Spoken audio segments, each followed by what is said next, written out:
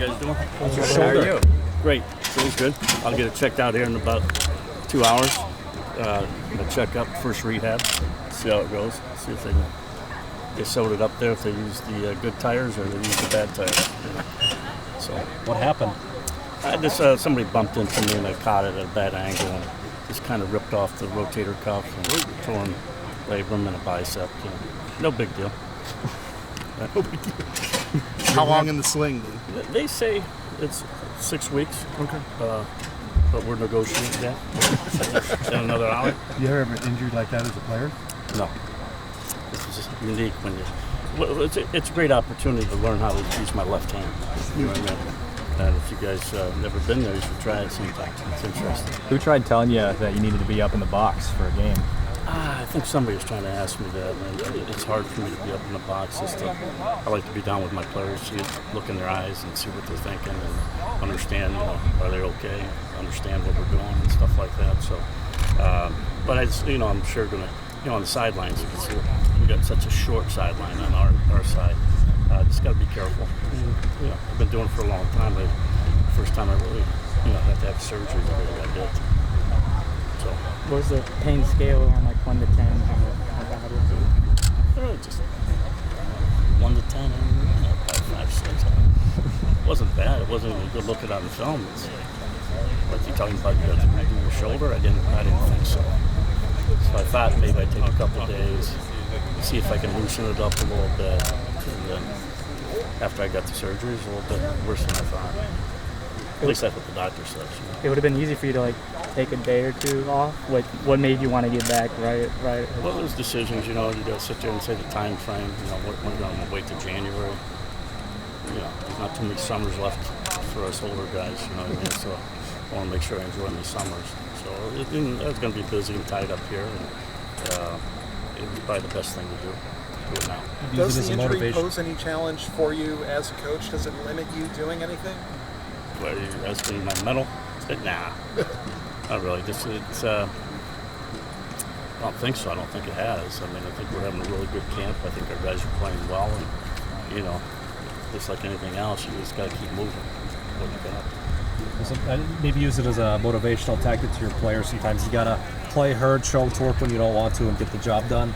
As you get older, you can't do that as much, you know what I mean? But there's sometimes it's there's injuries and then there's pain, you know what I mean? So what's the difference? Do you have pain, or is it truly an injury? Do you got to take care of it? So I think everybody kind of knows the difference of that. And sometimes when you're going out here and practicing preseason like we are, we get banged up a little bit, hitting each other, stuff like that. So there's soreness, but there's not. We're pretty healthy here on defense, I think, right now. Xavier and Cohen, where are they at physically? Cohen's been practicing the last couple of days. He's doing a good job. I think he's back.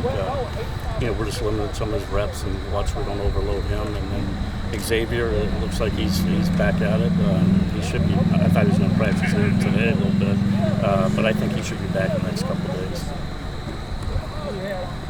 Is he doing Devo work or anything, or is he just Xavier? Yeah. No, we just keep him out of his.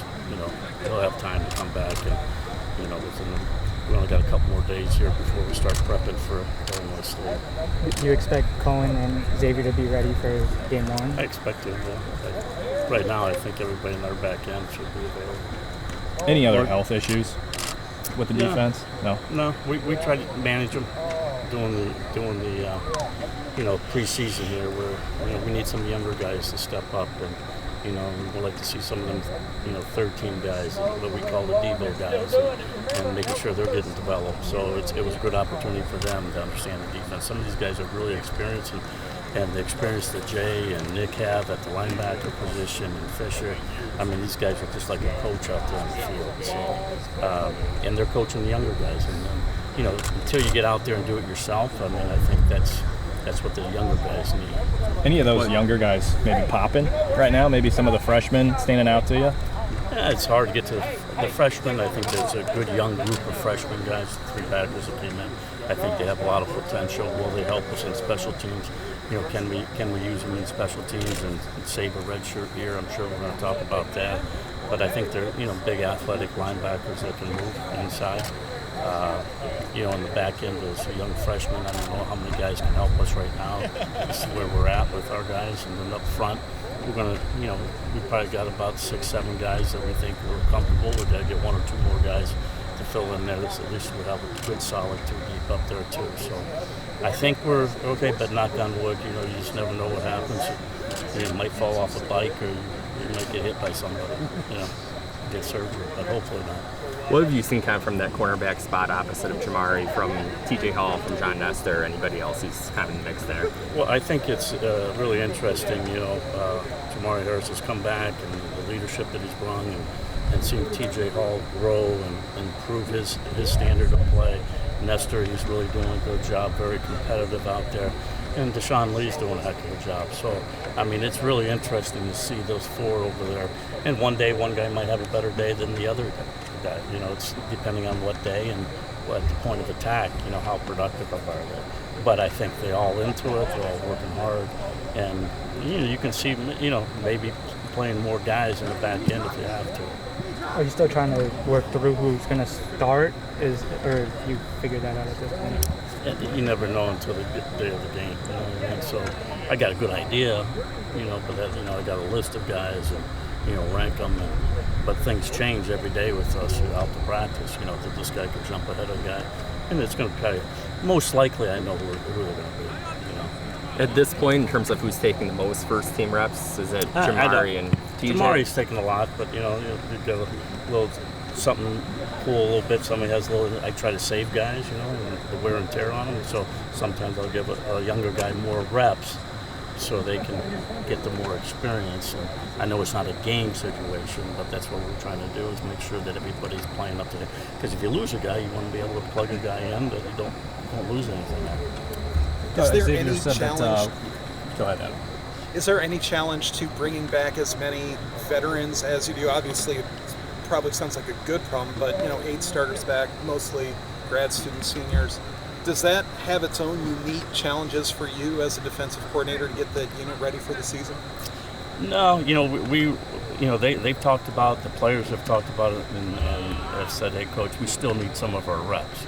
And that was a good response from our players that, hey, they want to get their reps in, and then, you know, we're more have to pull them out than them not getting in and wanting to do it, you know. And I think, you know, you just don't want the rust to build up or anything like that. You got to keep them fresh.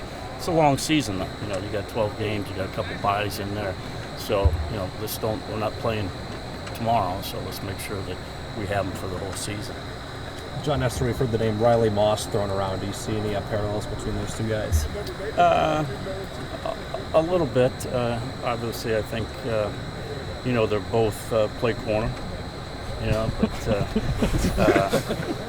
you know, but John's a little bit more. You know, they're both probably the same kind of personality a little bit, and you just got to calm John down a little bit at times. Hey, just relax a little bit. He's full go all the time, just like Riley was. So it's nice to have those guys. You want those guys. Just give me effort. Make sure you give me effort. I can deal with everything else. Phil, One of thing that was course. a little bit unusual from last year was just the number of turnovers you didn't quite get that you usually do. What's the emphasis been? Have you done anything different in practice to kind of emphasize that?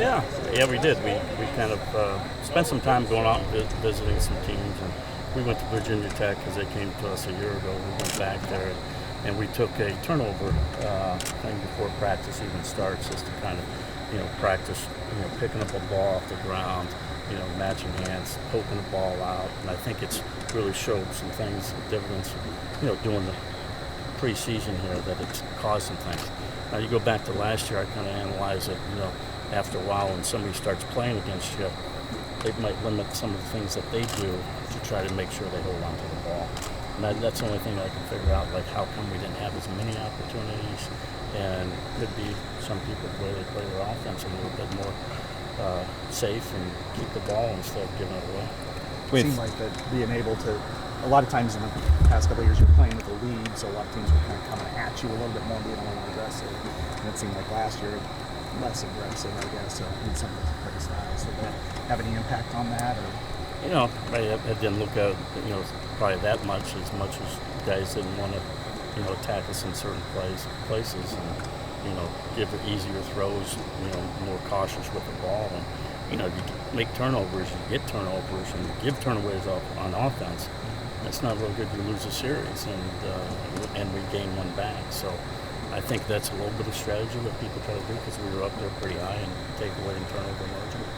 Two more questions. With Cade and Brendan facing your defense, I guess have either of them maybe given you guys a little more trouble than the other? Any quarterback gives us trouble, right? I mean, it's any time the guy's back there that, they can move around, know the offense, get to it, and, just what they're doing on offense and moving guys around and trying to make sure that our guys don't have their eyes right in the right places and stuff like that. But I think there's a lot of good competition going on, and, I think it's going to be a good challenge all the way through the whole year. What have your impressions been of the defensive line, what they've done this camp? We've worked them a little bit, just enough to make sure that we work the twos and threes. And I think they're very solid players that know our defense, understand what we're doing, and they can get us in the right front where we need to be. And I'm really pleased the way they worked. And you can't win without offense or defensive line. I mean, you need a good, solid foundation there. And if you're going to win consistently, both sides of the ball up front, got to have good guys up there, and I think we do on both sides. What does Nick kind of bring when you've got a guy who's played as much football as he's played kind of to you now in full camp?